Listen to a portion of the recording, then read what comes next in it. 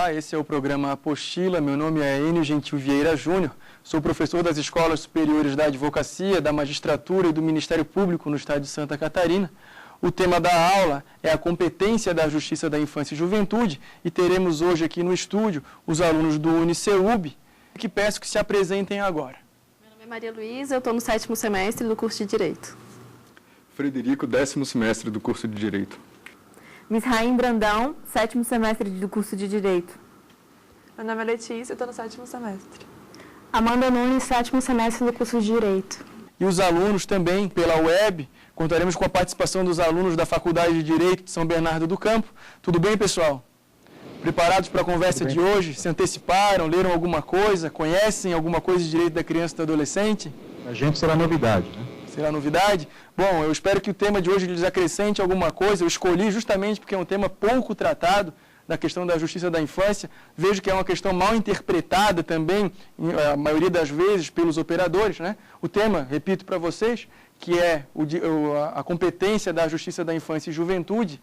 E eu verifico, na maioria das vezes, que os operadores de direito, quando se trata de questão referente à criança e adolescente, logo já associam as varas da infância e juventude, logo já associam a competência à justiça da infância e juventude. E o Estatuto não quis isso. O Estatuto, por se tratar de uma justiça especializada, tentou estabelecer uma competência também bastante especializada.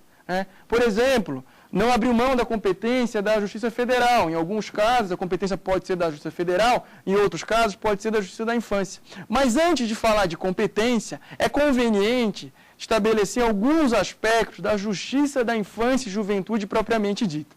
O Estatuto abriu capítulo para tratar tanto de competência quanto da Justiça da Infância e Juventude em geral. Nesse capítulo, logo no início, quando inaugura, ele diz: criança e adolescente terão amplo acesso à justiça, seja por meio da Defensoria Pública, seja por meio do Ministério Público, seja por meio dos próprios órgãos do Poder Judiciário propriamente dito. O Estatuto, então, estabelece, assim como qualquer outro indivíduo, assim como qualquer outro brasileiro, assim como qualquer outro estrangeiro que resida em território nacional, o acesso à justiça à criança e adolescente. Agora, é evidente, por se tratar de um público diferenciado, por se tratar de um jurisdicionado diferenciado, trouxe alguns desdobramentos. Por exemplo, diz o Estatuto que os atos judiciais, policiais e administrativos que digam respeito a criança ou adolescente autor de ato infracional não podem ser divulgados. Diz também que se houver alguma divulgação de fato que envolva a criança autora de ato infracional, não pode haver menção de nome, de iniciais, de parentesco, de foto em relação à criança ou adolescente, isso em relação ao ato infracional. Diz ainda o Estatuto que o juiz, para expedir certidão acerca desses atos, sejam judiciais, sejam administrativos, sejam policiais, o requerente deve fundamentar para aí sim o juiz decidir se expede certidão ou cópia ou não. Então protege de uma certa forma o autor do ato infracional, mas também protege de forma genérica a criança e adolescente. Outra característica muito importante da Justiça da Infância e Juventude é a gratuidade, sempre, exceto no caso de litigantes de má-fé. E aí um detalhe, não há também custas recursais. Os recursos decorrentes de procedimentos, os recursos que ataquem sentenças ou decisões interlocutórias em procedimentos afetos à Justiça da Infância e Juventude, não tem custas, não há custas recursais, não há preparo, certo? Bom, outro detalhe é que crianças e adolescentes, evidentemente, terão acesso a sempre uma defesa, seja defensoria pública, seja advogado constituído pelo juiz. Mas criança e adolescente não passa o processo sem defesa, sem advogado ou sem curador especial, que também diz o Estatuto. Se os interesses da criança ou do adolescente colidirem com os seus responsáveis, colidirem com os de seus pais, o juiz lhe dará curador especial. Diz também que se ele estiver padecendo, se ele não tiver num momento, num ato específico, a presença do seu representante, o juiz também lhe nomeará curador. porque a nomeação da curatela também pode ser eventual. Não há necessidade de nomeação de curatela como se fosse um guardião. Então, por exemplo, se uma criança, numa situação excepcional, precisa da atuação do judiciário, não tem acesso aos seus pais ou seu responsável legal, um guardião, tutor, por exemplo, o juiz pode nomear um curador especial, que pode ser o próprio advogado, pode ser o defensor público também. Bom, esses aspectos são os mais gerais da Justiça da Infância e Juventude. Agora tem um detalhe. Tudo aquilo que se falar de aplicação à Justiça da Infância e Juventude, tudo aquilo que se fala genericamente no Estatuto como direito fundamental, direito à proteção integral, melhor interesse, direito à vida, todos os direitos afetos à criança e juventude devem ser respeitados por qualquer juiz que aprecie uma demanda em que haja interesse de criança ou adolescente. E digo mais, nem sempre será o juiz da infância e juventude a apreciar interesse de criança e adolescente. Existem alguns dispositivos do Estatuto que, apesar de presentes ali, nem sempre serão apreciados por juiz da infância e juventude. Vou dar um exemplo e vou repetir depois. Crime. O Estatuto da Criança e do Adolescente possui crimes dentro do seu corpo? Existe um rol de crimes previstos no Estatuto da Criança e do Adolescente? Existe. Quando eu falo de crime, eu não me refiro aqui a ato infracional. Ato infracional é aquela conduta imputada a adolescente ou criança descrita como crime ou contravenção penal. Ato infracional é uma coisa, a conduta infracional nem se encontra no Estatuto. A conduta infracional se encontra, por analogia, no Código Penal, na Lei de Drogas, enfim. Né? Agora, o Estatuto contém, sim, crimes previstos. Crimes por conta de violações a dispositivos do seu próprio texto. Então, existem crimes e infrações administrativas. Lá no final do Estatuto, no seu último capítulo, prevê algumas infrações administrativas e prevê alguns crimes. As infrações administrativas são de competência da Justiça da Infância. Os crimes não são. Então, anotem, isso é muito importante. Juiz da Infância e Juventude, na qualidade de juiz da infância, ele jamais tem atribuição criminal. Jamais. Mas espera aí, o ato infracional? Ato infracional é processo civil. Ato infracional é processo civil, procedimento de apuração não é processo penal, é processo civil. Tanto é assim que o sistema recursal do ato infracional é o sistema recursal do Código de Processo Civil e não do Código de Processo Penal. Ato infracional não é, nem nunca foi crime. Agora, os crimes previstos no Estatuto, que existem ali, esses crimes devem ser apreciados, devem ser julgados por um juiz de uma vara criminal e não da vara da infância e juventude. Nunca será pelo juiz da infância e juventude. Mas, bom, pessoal, vamos passar agora ao tema mais importante da aula, que é a questão da competência. Não que não haja importância na questão do acesso à justiça, mas para o encontro de hoje, o propósito é conseguir definir a competência do juiz da infância e juventude, tentar delinear os aspectos da competência. Bom, o Estatuto, o legislador, ele não primou pelo melhor tecnicismo ali ao estabelecer as competências. Ele define uma competência geral, territorial, depois define uma competência material, jurisdicional da Justiça da Infância e Juventude. Eu vou tentar explicar isso. Bom, primeiro aspecto da competência, então, é aquela competência geral, por alguns denominada territorial. Eu prefiro o termo geral. Bom, a competência geral define a competência do juiz da infância e juventude pelo domicílio dos pais ou responsáveis da criança ou adolescente, ou não encontrados os pais ou responsáveis da criança ou adolescente, ou seja, a falta dos pais ou responsável, pelo local em que a criança ou adolescente se encontre. Essa é a primeira regra de competência. Essa primeira regra de competência funciona da seguinte forma: há endereço conhecido dos pais, os pais são conhecidos, o juiz da infância e juventude vai ser aquele da comarca em que os pais residem. A criança foi encontrada perambulando pelas ruas, não há notícia de seus pais ou responsável, o juiz competente, a intervenção será feita pelo juiz da comarca em que a criança se encontra. Isso é uma questão óbvia. Em relação ao ato infracional, também há uma regra de competência geral, uma regra bastante simples. O juiz competente para a apreciação do ato infracional, cuja regra é fixada pelo local da ação ou omissão, poderá delegar a execução da medida socioeducativa aplicada ao juiz do local em que é o responsável do adolescente ou em que o adolescente cumpra a medida de acolhimento institucional. Não confundam acolhimento institucional com medida de internação socioeducativa. Acolhimento institucional é a medida de proteção aplicada ao adolescente que foi violado em seus direitos. Mas se o adolescente já reside num antigo abrigo hoje, programa de acolhimento institucional, a medida poderá ser delegada à autoridade judiciária daquela localidade. Passa a ter controle absoluto do ato, não é uma carta precatória. Ou seja, ele vai poder depois extinguir o processo sem comunicar, ele vai até comunicar, mas sem questionar, sem perguntar nada ao juiz da infância que apreciou o ato infracional. Então, um exemplo, se o adolescente pratica um ato infracional na comarca lá em Florianópolis, comarca da capital, em Santa Catarina, mas ele reside no município de Campos Novos, que é no interior de Santa Catarina, ou lá, com os seus pais, ou lá ele cumpre, ou ele recebe uma medida de acolhimento institucional. O juiz da comarca da capital poderá decidir se o adolescente cumpre a medida na comarca da capital, Florianópolis, ou se o adolescente cumpre a medida na comarca de Campos Novos, no interior.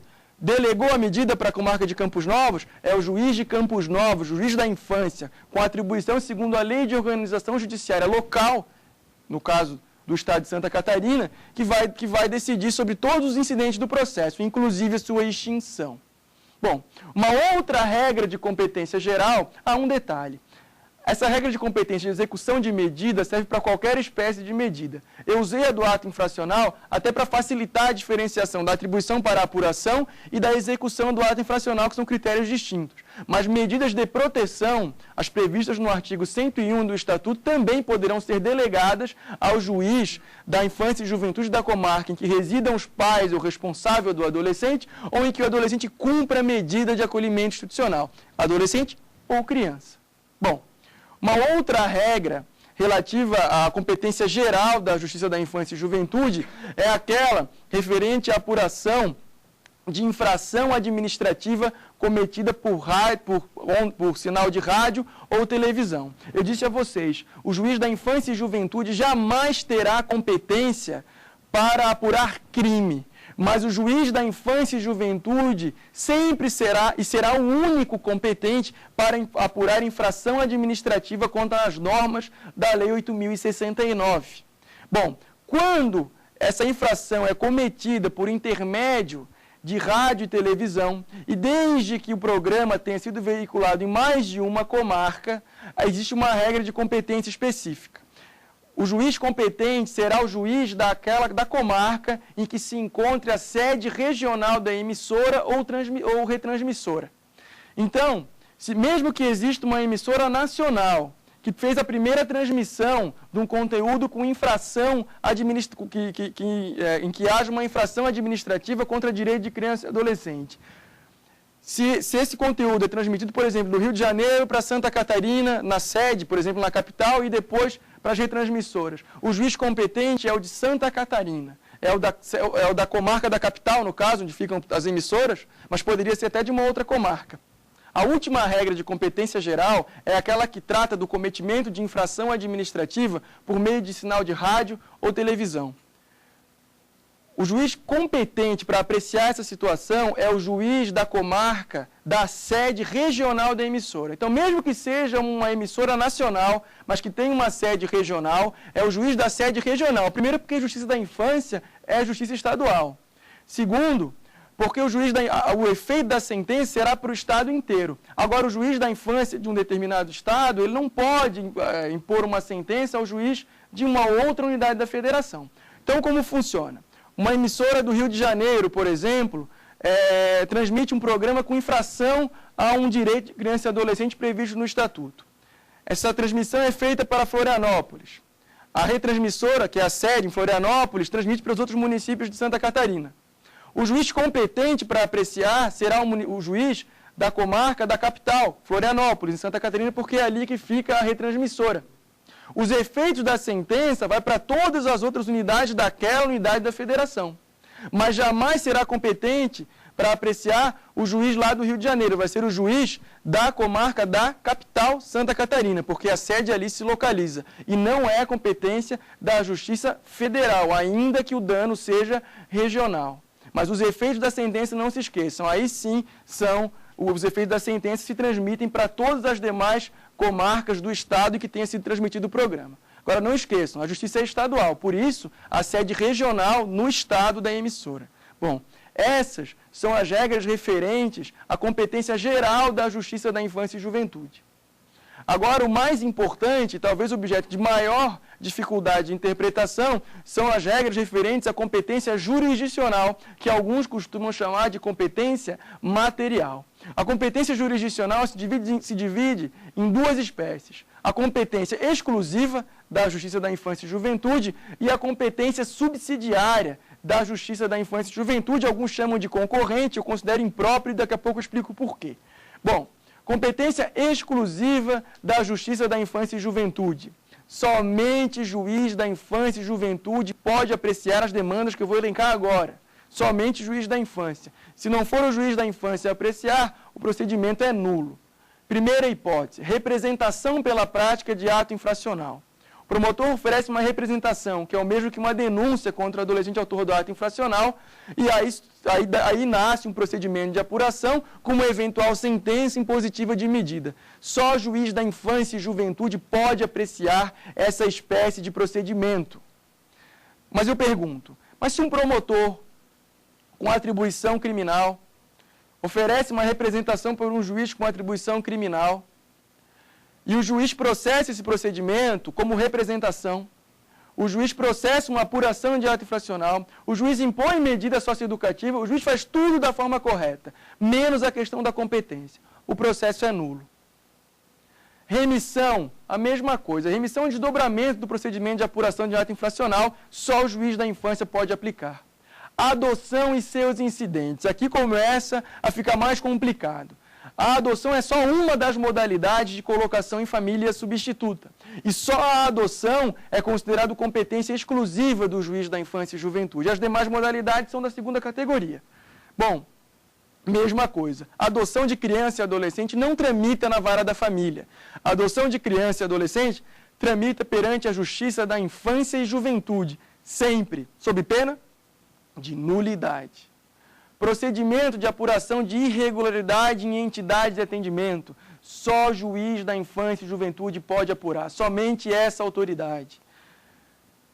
Ações civis fundadas em interesses individuais, coletivos e difusos relativos à criança e adolescente. Só o juiz da infância e juventude aprecia. Mas não confundam essas ações civis com ações patrimoniais. Ações patrimoniais, não. São ações referentes a direitos a medicamentos, direito à educação, direito à saúde em geral, por exemplo. Não são ações que visem direito patrimonial. E aí figura o grande equívoco da maioria das autoridades, da maioria dos operadores do direito, que acabam entendendo que por haver algum interesse de criança, patrimonial, por exemplo, a Justiça da Infância e Juventude seria competente, o que é um absoluto equívoco. Não basta que tenha uma criança interessada no processo para que a Justiça da Infância e Juventude seja competente. Tem que figurar alguma dessas hipóteses, né? Principalmente na segunda modalidade, que é a subsidiária.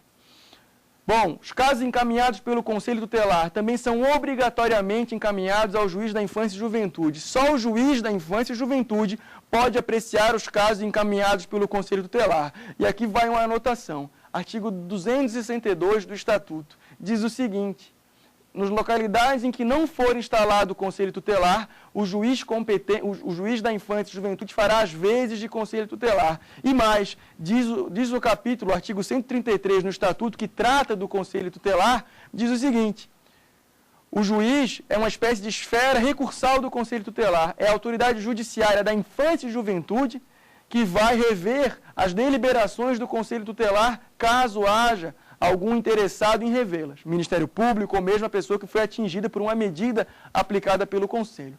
Bom, essas são as hipóteses de competência exclusiva. Só o juiz da infância e juventude pode apreciá-las, mais ninguém.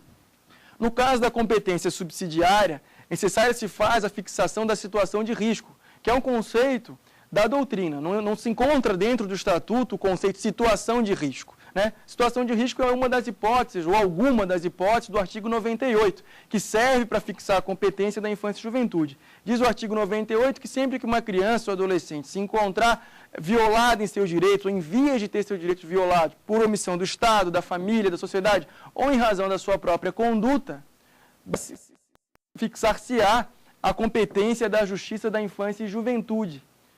Uma criança, bom, mas em razão da sua própria conduta. Claro, uma criança, por exemplo, usuária de substância entorpecente, ela está em situação de risco em razão, de certa forma, de sua própria conduta. O autor do ato infracional, a mesma coisa, está em situação de risco também em razão de sua própria conduta. Bom, se estiver em situação de risco, aí sim, para os casos que eu vou tratar agora, a Justiça da Infância é competente. Por exemplo, ações de guarda e tutela.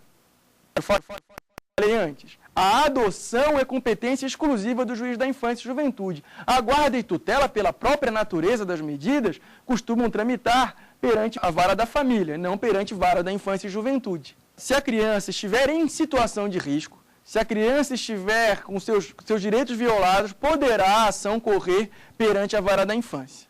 Outra hipótese, retificação de registro civil ou certidão de óbito. Também, só vai correr perante a vara da infância se houver situação de risco. Ação de alimentos só corre perante a vara da infância se houver situação de risco. Destituição do poder familiar, está nesse rol? Está. Somente se houver situação de risco. Normalmente haverá.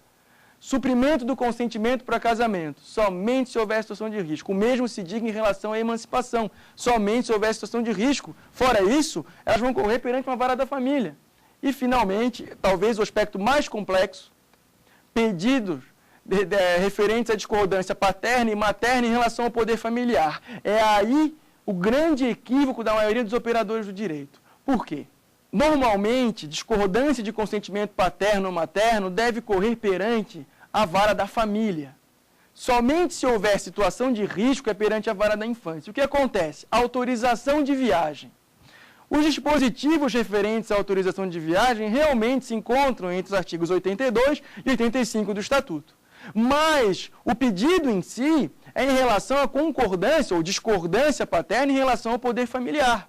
Se não houver situação de risco, não deve correr na vara da infância, ainda que se baseie nos dispositivos do Estatuto. Exemplo, pai e mãe separados, cujo filho pretende, junto com a mãe ou sozinho, viajar para Disney, não havendo nenhuma situação de risco. O juiz competente é o juiz da vara da família, não é o juiz da infância. Por quê? Porque para os casos de discordância paterna ou materna em relação ao poder familiar, o juiz em regra competente é o da família, não o da infância. O da infância só será competente se houver situação de risco, o que não é o caso. Na primeira vista não é o caso.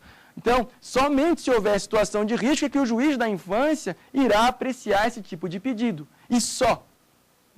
Então, pessoal, essas são as hipóteses de competência jurisdicional exclusiva e a subsidiária. Existe uma outra hipótese de competência que a doutrina costuma chamar de competência administrativa, competência disciplinar, competência normativa, que não passa, na verdade, de competência jurisdicional. Por quê? Porque dos atos que eu vou tratar agora, os últimos, cabe sentença de apelação. Se cabe sentença de apelação, é porque é jurisdicional, não é administrativo. E mais, a jurisdição é inerte. E também o dispositivo que trata da competência disciplinar, vamos tratar como disciplinar para fins didáticos, acadêmicos, que trata da competência disciplinar, diz que o juiz não pode, de ofício, expedir uma portaria ou expedir um alvará, porque a jurisdição é inerte. Então, o juiz deve decidir casuisticamente. Então, trata-se, sim, de competência jurisdicional. Só que nós classificamos para fins didáticos como disciplinar ou administrativo,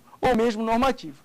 Diz o seguinte, o Estatuto: o juiz da infância e juventude poderá, por meio de portaria ou alvará, disciplinar a entrada e permanência de criança ou adolescente desacompanhado dos pais em campo desportivo, ginásio, boate, espetáculos, teatro, cinema, estúdios cinematográficos. Nessas situações, o juiz da infância e juventude deve disciplinar.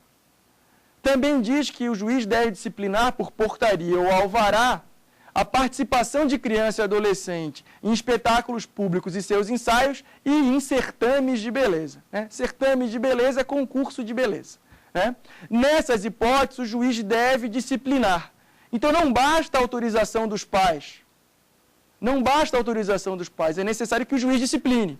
Mas por que a portaria e por que o alvará? Bom, a portaria, ela serve para disciplinar algumas situações também concretas, mas que ainda não haja uma criança ou adolescente especificamente destinatário da decisão judicial. Agora, o que deve ficar bem claro é que tanto a portaria como o alvará, o juiz não pode pedir de ofício, por conta de invasão de uma atribuição do legislativo. Não pode ser genérico, deve ser casuístico, por conta de violação do princípio da separação dos poderes. Com isso, finalizamos a breve exposição sobre a competência da Justiça da Infância e Juventude. No próximo bloco, nós responderemos algumas perguntas formuladas pelos alunos aqui no estúdio e pelos alunos da web. Até o próximo bloco.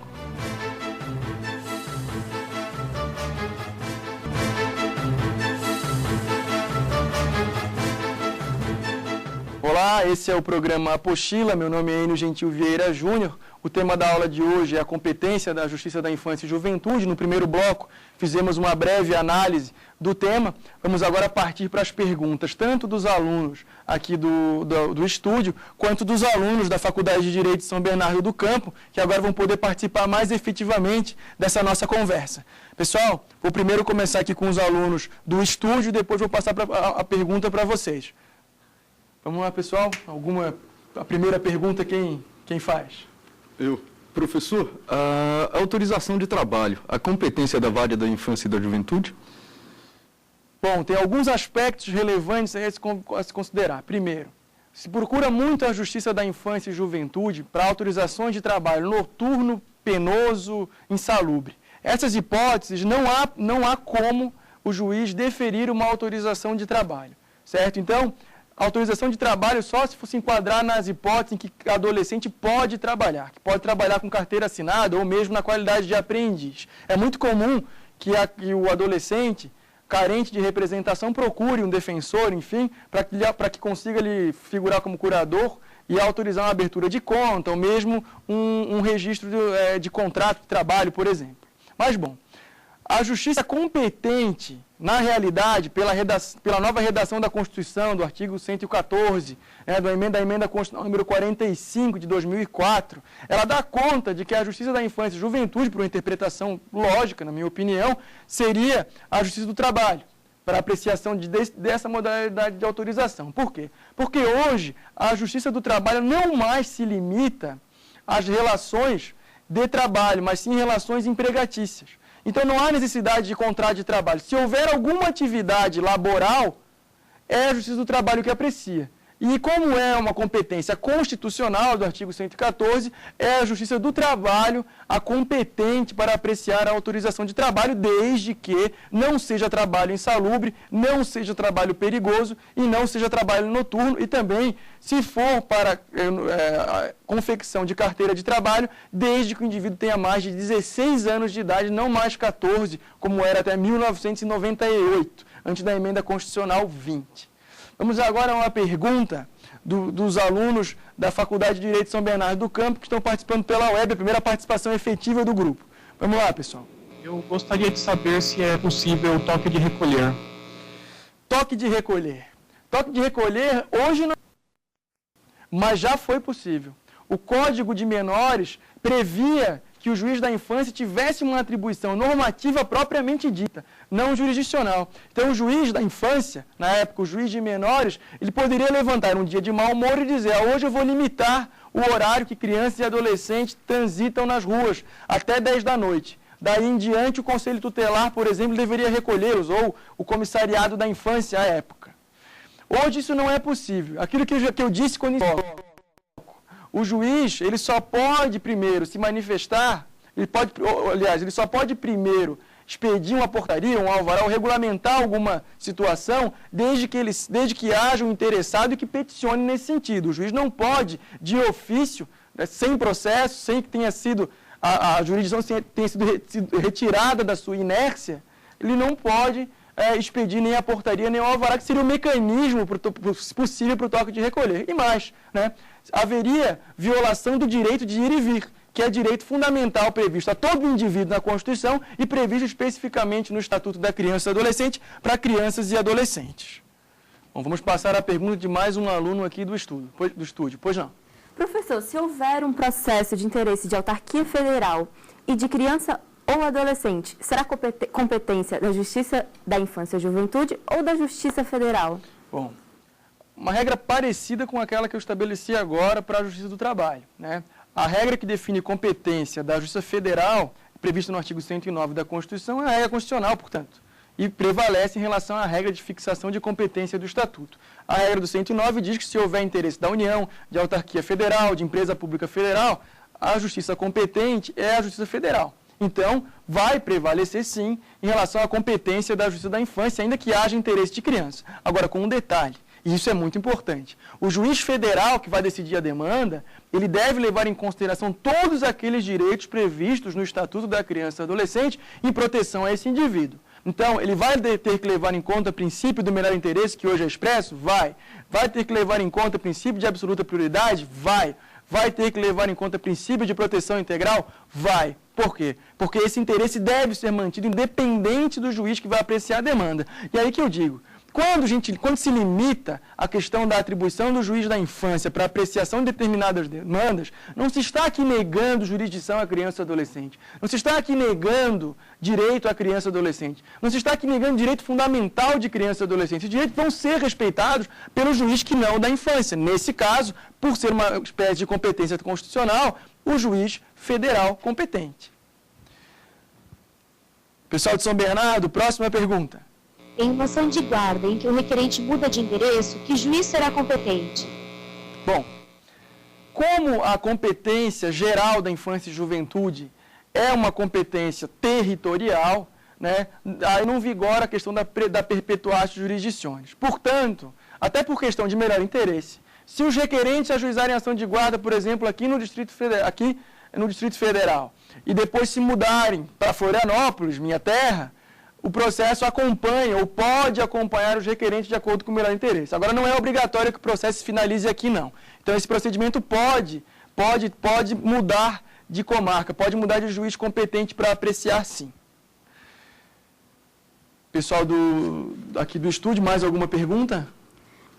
Qual o sistema recursal adotado pelo Estatuto da Criança e Adolescente? Bom, o sistema recursal adotado para qualquer procedimento referente à Justiça da Infância e Juventude é o sistema recursal do Código de Processo Civil. A apuração de ato infracional, como eu falei para vocês antes, é o sistema recursal do Código de Processo Civil e de todos os procedimentos, porque todo procedimento relativo à infância e juventude é processo civil. Tanto é assim, e repito o que já havia dito na minha explanação anterior, o juiz da infância e juventude nunca tem atribuição criminal. E esse dispositivo deixa isso bem claro. Ele não tem atribuição para os crimes previstos no Estatuto, assim como ele não tem, assim como os recursos que ele recebe são recursos do processo civil e não recursos do processo penal. Então, o sistema recursal é sempre, para qualquer procedimento, inclusive procedimento de apuração de ato infracional, são os recursos do Código de Processo Civil. Pessoal de São Bernardo, a próxima. Professor, uma guarda formulada pela avó tramita na vara da infância ou da família? Bom, depende. Aquilo que eu havia falado no primeiro bloco. Guarda trata-se de hipótese de ação que depende da competência subsidiária. Então, vai depender do quê? Situação de risco. Se não houver uma situação de risco configurada, a guarda, mesmo formulada pela avó, pelo avô, por um tio, tia, corre na vara da família.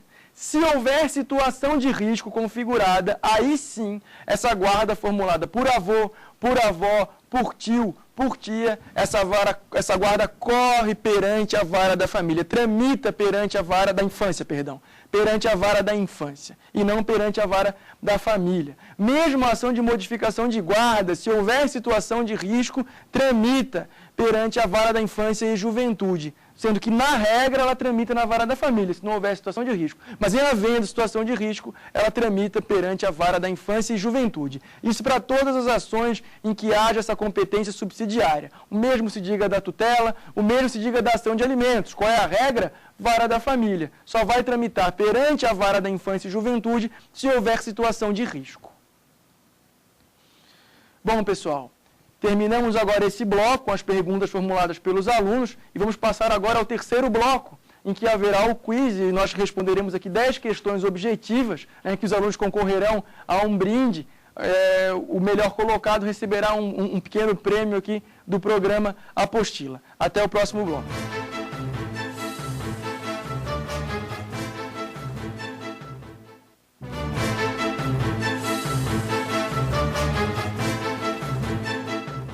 Olá, esse é o programa Apostila, meu nome é Enio Gentil Vieira Júnior. O tema da aula de hoje foi a competência da Justiça da Infância e Juventude. No primeiro bloco fizemos uma breve explanação acerca do tema. No segundo, respondemos algumas perguntas dos alunos aqui do estúdio e da web. E agora nós vamos passar ao quiz, que é o momento mais animado do programa, mais divertido, em que também se testam os conhecimentos. O vitorioso aqui do quiz leva um brinde aqui do programa Apostila. Peço também que os alunos da web, da Faculdade de Direito de São Bernardo do Campo, participem também aí. Depois vamos ver quem foi o melhor classificado. Só não vão receber o prêmio, né? Não colhem, por favor, respondam individualmente. E vamos ver quem vai tirar a melhor nota aqui no estúdio, porque aqui ele vai ser agraciado com o prêmio do programa Apostila. O sistema utilizado vai ser esse de pontos, em que o aluno responderá da questão de 1, 2, 3 ou 4, são os 4 itens possíveis, né?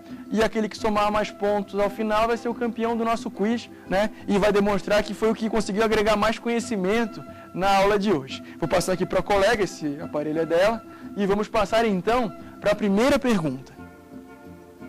Bom, quanto ao acesso à Justiça da Infância e Juventude, assinale a alternativa incorreta. É um hábito que eu tenho normalmente de colocar as alternativas incorretas, certo? Vamos lá. É garantido o acesso de toda criança ou adolescente à Defensoria Pública, ao Ministério Público e ao Poder Judiciário por quais órgãos? 2. A assistência judiciária gratuita será prestada aos que dela necessitarem por meio de defensor público ou advogado nomeado. 3. Os procedimentos afetos à infância e juventude pautam-se pelo princípio da gratuidade, mas para os recursos necessários se faz o preparo, custas recursais. E 4. É vedada a divulgação de atos judiciais, policiais e administrativos que digam respeito a crianças e adolescentes a que se atribua a autoria de ato Qual a alternativa incorreta, pessoal? Assinalem aí.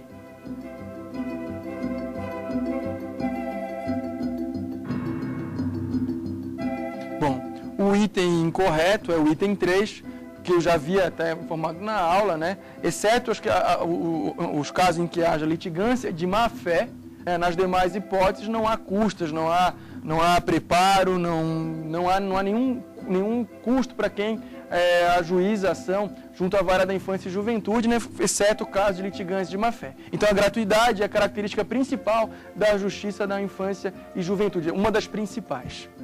Próxima pergunta. Ainda em relação ao acesso à justiça da infância e juventude, assinale a incorreta. É obrigação do Poder Judiciário Estadual a criação e manutenção de varas especializadas e exclusivas da infância e juventude. 2. O juiz da infância e juventude exerce essa função na forma da Lei de Organização Judiciária Local. 3. Toda a competência do juiz da infância e juventude é compartilhada com o Conselho Tutelar, órgão não jurisdicional e autônomo. E 4. Nas localidades em que não estiverem instalados conselhos tutelares, as atribuições a eles conferidas serão exercidas pela autoridade judiciária. Assinalem a alternativa incorreta, colega.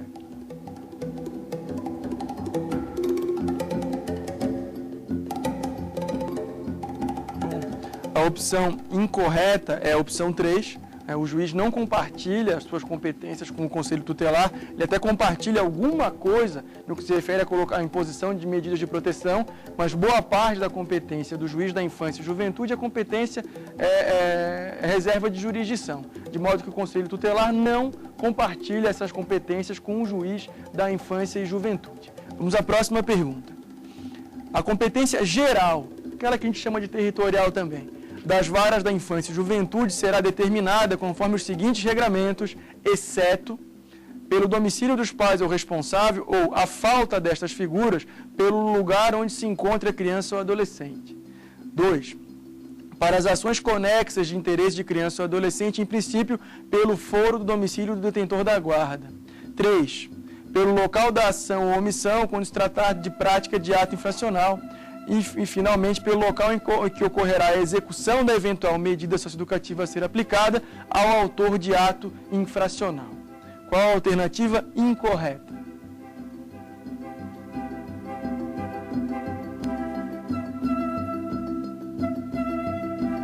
A alternativa incorreta é a alternativa 4.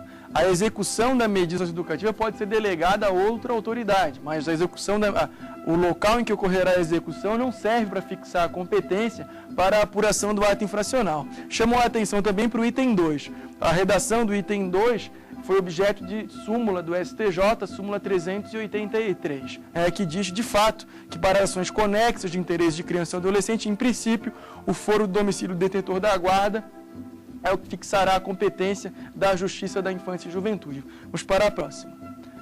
Ainda em respeito à competência geral, assinale a alternativa correta. Para a fixação da competência para os procedimentos de apuração de atos infracionais, necessário que se respeitem as normas de conexão, continência e prevenção. Item 2. A execução das medidas socioeducativas é atribuição exclusiva do juiz da infância e juventude que apurou a prática do ato infracional respectivo. Item 3. A ocorrência de fato delituoso em coautoria por adolescente, ato infracional, e adulto, crime ou contravenção, importará unidade de processo e julgamento. E 4. A competência para apuração de infração administrativa cometida através de transmissão televisiva que atinja mais de uma comarca é da Justiça Federal. Valendo.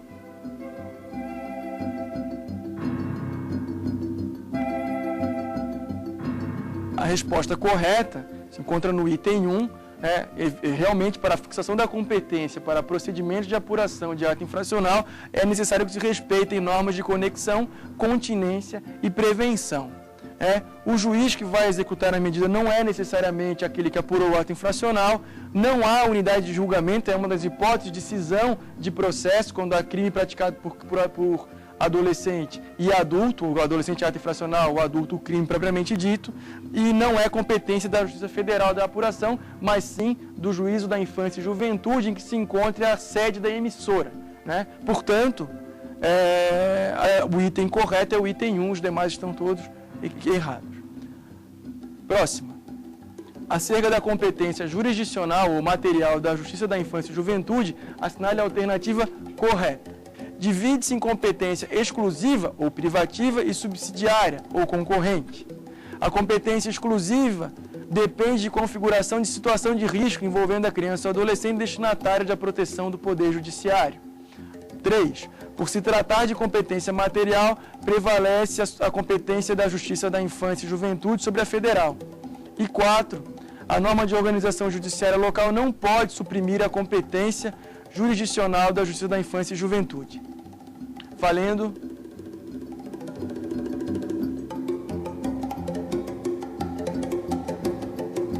A resposta correta é aquela que consta do item 1, divide-se em competência exclusiva ou privativa e subsidiária ou concorrente. Nas demais hipóteses, não há necessidade de fixação de situação de risco para a competência exclusiva.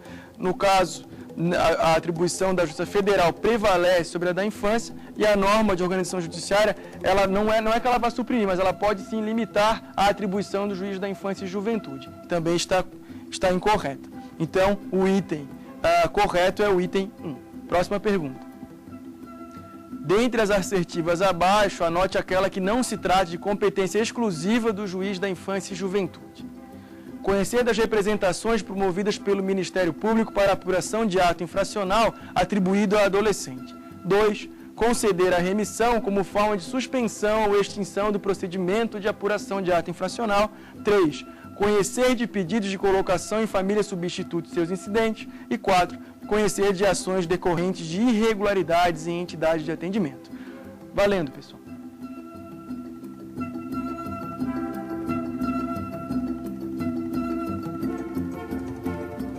A alternativa que não se trata de competência exclusiva do juiz da infância e juventude é a alternativa 3. Não necessariamente. Por quê? Porque a única modalidade que é competência exclusiva do juiz da infância e juventude de colocação em família substituta é a adoção. A guarda e tutela não. Por isso a alternativa não se trata de competência exclusiva do juiz da infância e juventude. Só uma das hipóteses, mas não todas as formas de colocação em família substituta. Os demais casos são um exemplo daquele rol presente do artigo 148, caput, do Estatuto da Criança e do Adolescente. Vamos à próxima. Ainda em relação à competência da Justiça da Infância e Juventude, assinale a incorreta. aplicar penalidades administrativas no caso de infrações contra a norma de proteção à criança e adolescente. Item 2, conhecer de casos encaminhados pelo Conselho Tutelar, aplicando as medidas cabíveis. Item 3, apurar os crimes cometidos contra a criança ou adolescente desde que previstos no Estatuto. E 4, conceder emancipação nos termos da lei civil quando faltarem os pais. Alternativa incorreta. Vamos, pessoal.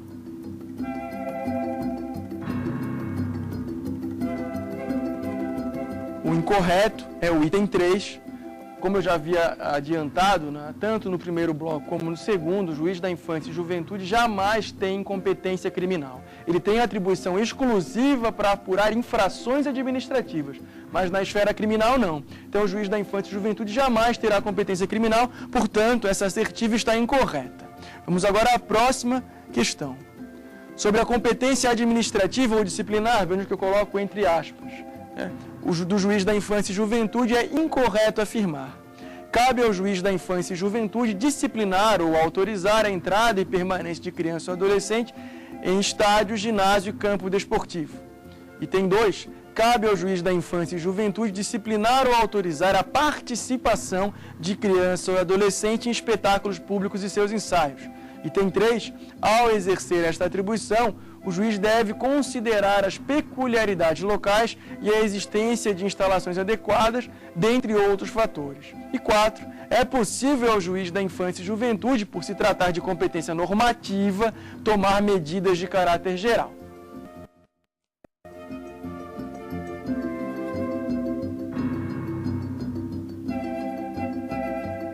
A alternativa incorreta, por tudo que nós já conversamos aqui na aula de hoje, colegas, é o item 4. O juiz não pode tomar medidas de caráter geral. O juiz não pode atuar ex officio. O juiz só pode expedir portarias e alvarás se o interessado fizer algum requerimento nesse sentido. Pode ser até o próprio Ministério Público, mas o juiz ofício não pode expedir portaria e muito menos tomar medidas de caráter geral, sem destinatário algum, né? Portanto, o item incorreto é o item 4. Próxima questão.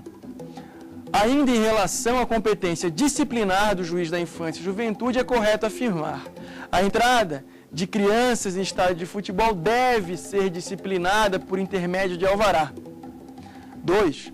A participação de criança em comercial de televisão depende de alvará, não bastando que esteja acompanhada dos genitores. Item 3. Por não se tratar de competência jurisdicional propriamente dita, não cabe qualquer espécie de recurso contra referido ato. E item 4.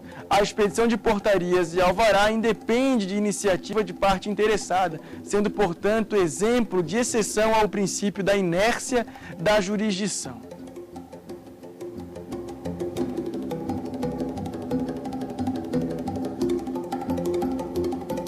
O item correto é o item 2.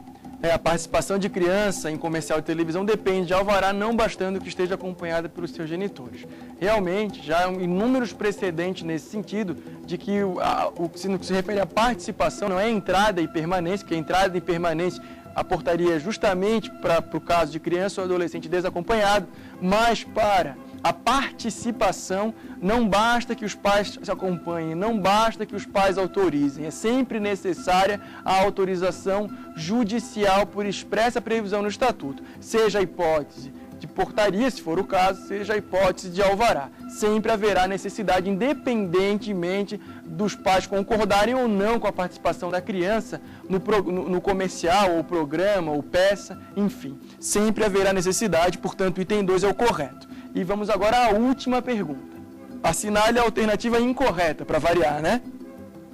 Aos procedimentos regulados no Estatuto, aplicam-se subsidiariamente as normas gerais previstas na legislação processual pertinente. Item 2. É assegurada, sob pena de responsabilidade, prioridade absoluta na tramitação dos processos e procedimentos previstos no Estatuto. Item 3. Se a medida judicial a ser adotada não corresponder a procedimento previsto no Estatuto, o juiz da infância e juventude poderá investigar os fatos e ordenar de ofício providências necessárias. E 4. os valores das multas decorrentes de procedimentos afetos às varas da infância e juventude reverterão ao fundo gerido pelo Conselho Estadual dos Direitos da Criança e do Adolescente. Essa última questão não foi objeto de conversa aqui anterior, né?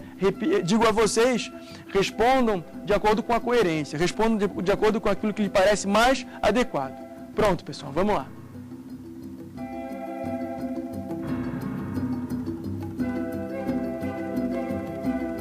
A alternativa incorreta é a quarta, né? Realmente não havia tratado desse tema nem no primeiro nem no segundo bloco, né?